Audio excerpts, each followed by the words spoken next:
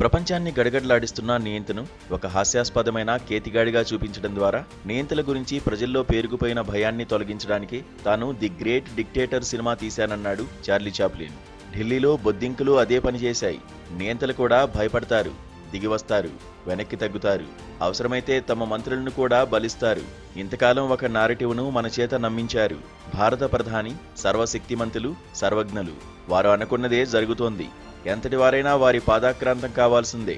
వారు హిమాలయాలంత ఎత్తులో ఉంటే దేశంలోని ప్రధాన ప్రతిపక్ష నాయకుడు తూర్పు కనుమల్లోని చిన్న గుట్ట మాత్రమే. ప్రజాస్వామ్యానికి 3 మూల స్తంభాలైన న్యాయ, శాసన, కార్యనిర్వాహక వ్యవస్థలు, అనధికారికంగా 4వ స్తంభంగా భావించే మీడియా అన్నీ వారి కనుసన్నల్లోనే కదులుతున్నాయనే భావనను ప్రజల్లోకి నెట్టారు. ఈ భావన ఎంత బలంగా మారిందంటే ప్రజాస్వామ్యం ఉందా లేదా అన్న ప్రశ్న కంటే అధికారాన్ని ఎదిరించడం సాధ్యమా కాదా అన్నదే అసలు ప్రశ్నగా మారిపోయింది.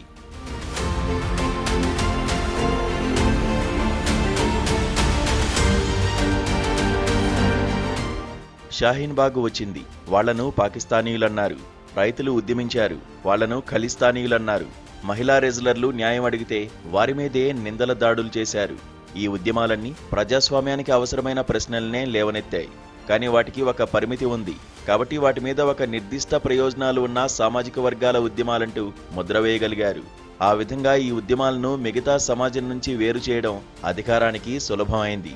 కానీ బొద్దింకల ఉద్యమం ఆ వ్యూహాన్ని తలకిందులు చేసింది. ఇది ఒక సామాజిక వర్గం ఉద్యమం కాదు, ఒక మత ఉద్యమం కాదు, కుల ఉద్యమం కాదు. ఇది పిల్లల ఉద్యమంగా మొదలై క్రమంగా తల్లిదండ్రుల ఉద్యమంగా విస్తరించింది.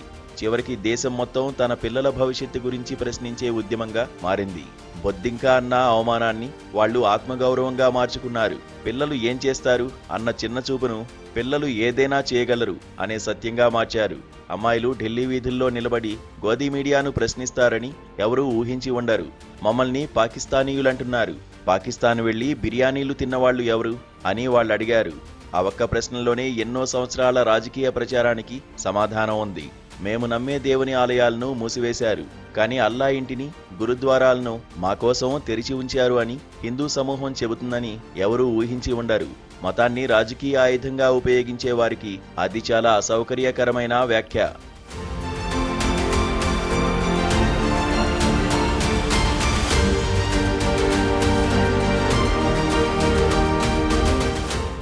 ప్రజా ఉద్యమానికి నాయకత్వం వహిస్తున్న వ్యక్తి దళితుడా కాదా అని ప్రజలు చూడలేదు.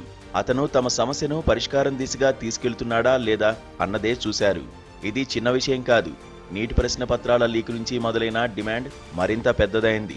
కేంద్ర విద్యాశాఖ మంత్రి రాజీనామా చేయాలి, ప్రభుత్వం ఇంకా బెట్టు చేస్తే ప్రధానమంత్రి రాజీనామా చేయాలని కూడా అడగగలవన్న స్థాయికి ఉద్యమం చేరింది.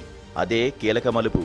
గత 12 సంవత్సరాల్లో ఏ పార్టీ అయినా, ఏ సంఘమైనా, ఏ ఉద్యమమైనా సింహాసనాన్ని ఈ స్థాయిలో భయపెట్టిందా? బహుశా లేదు. ఇప్పుడు సింహాసనం బెదిరింది. ముప్పు తన వైపుకే వస్తున్నప్పుడు ఒక మంత్రిని వదిలించుకోవడం మంచిదని సింహాసనం భావించింది. ఢిల్లీలో విద్యార్థినులు ఫైజ్ అహ్మద్ ఫైజ్ గీతాన్ని పాడుతూ తిరిగారు. కిరీటాలు గాల్లో ఎగురుతాయి, సింహాసనాలు పక్కకు ఒరుగుతాయి. ఆ గీతం తన ప్రభావాన్ని కోల్పోలేదు. ఎందుకంటే చరిత్రలో ఏ సింహాసనము శాశ్వతం కాదు.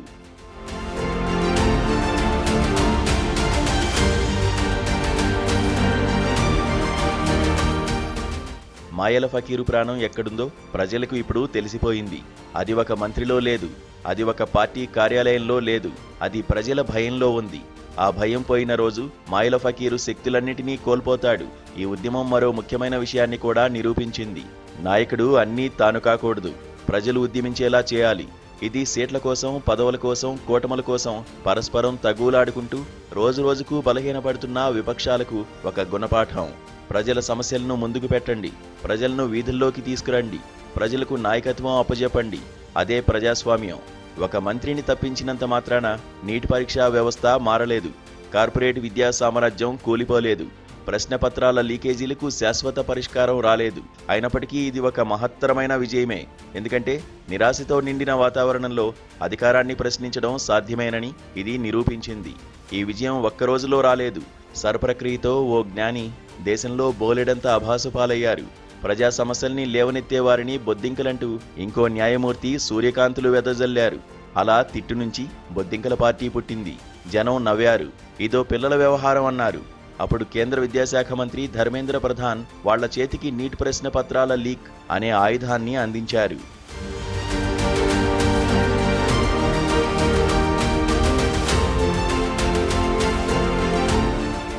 అభిజిత్ దీప్కే దాన్ని వరంగా చూశాడు, కళ్లకు అద్దుకున్నాడు.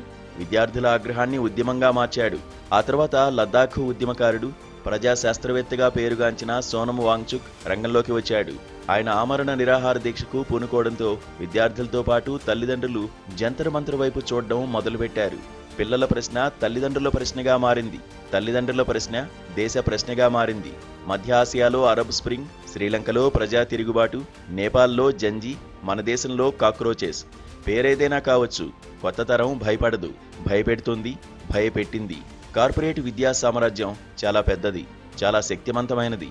ప్రశ్నపత్రాల లీకేజీలు కేవలం వ్యక్తిగత అవినీతి కాదు, అవి వ్యవస్థాగత అవినీతి. అందుకే ఈ ఉద్యమం ఒక మంత్రిని తప్పించడంతో ముగిసిపోకూడదు. ఇది విద్యా వ్యవస్థను ప్రశ్నించాలి, కోచింగ్ పరిశ్రమను ప్రశ్నించాలి, ప్రభుత్వ విద్యను బలహీనపరిచే విధానాలను ప్రశ్నించాలి, విద్యను వ్యాపారంగా మార్చిన వ్యవస్థను ప్రశ్నించాలి. ఇప్పటికీ సింహాసనం వణికింది. అది మళ్లీ స్థిరపడుతుందా, లేక ప్రజలు దాన్ని మరింతగా కదిలిస్తారా?